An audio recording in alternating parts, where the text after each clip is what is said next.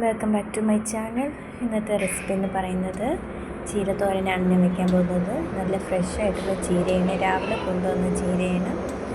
പിന്നെ ഇത് തോരൻ വയ്ക്കാൻ പോവുകയാണ്.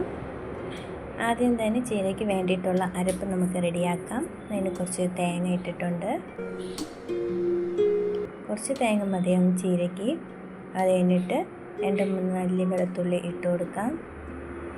അത് കഴിഞ്ഞിട്ട് ഒരു പച്ചമുളകും കറിവേപ്പിലയും കൂടെ ഒന്ന് ഇട്ട് കൊടുക്കാം.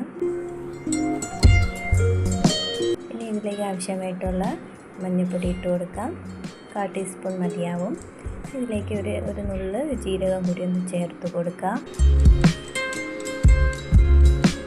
ഇതെല്ലാം കൂടെ നന്നായിട്ടൊന്ന് ക്രഷ് ചെയ്തെടുക്കാം. അങ്ങനെ അരപ്പ് റെഡി ആയിട്ടുണ്ട്. പിന്നെ ഇതൊന്ന് നമുക്ക് താളിച്ചെടുക്കാം. ഇവിടെ കുറച്ച് വെളിച്ചെണ്ണ ഒഴിക്കുകയാണ്. എണ്ണ നന്നായിട്ട് ചൂടായ ശേഷം ഇതിലേക്ക് കടുകിട്ട് കൊടുക്കാം. അത് കഴിഞ്ഞിട്ട് ഇതിലേക്ക് 2 വറ്റൽമുളകും കൂടെ ഒന്ന് ഇട്ട് കൊടുക്കാം. കടുക് നന്നായിട്ട് പൊട്ടിയ ശേഷമേ വറ്റൽമുളക് ഇട്ട് കൊടുക്കാവൂ. വറ്റൽമുളക് ഇട്ട് കൊടുത്തിട്ടുണ്ട്. പിന്നെ നമ്മൾ ഇതിലേക്ക് അരിഞ്ഞു വെച്ചിരുന്ന ചീരയും കൂടെ തട്ടി കൊടുക്കാം.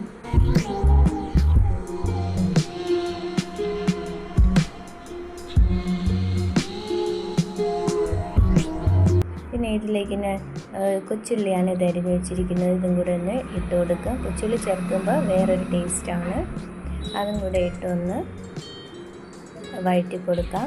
അത് കഴിഞ്ഞിട്ട് ഇതിലേക്ക് നമ്മൾ നേരത്തെ ക്രഷ് ചെയ്ത അരപ്പും കൂടി ഒന്ന് ഇതിലേക്കൊന്ന് ഇട്ട് കൊടുക്കാം. പിന്നെ ആവശ്യത്തിന് ഉപ്പും കൂടെ ചേർത്തൊന്ന് നന്നായിട്ട് ഇളക്കാം.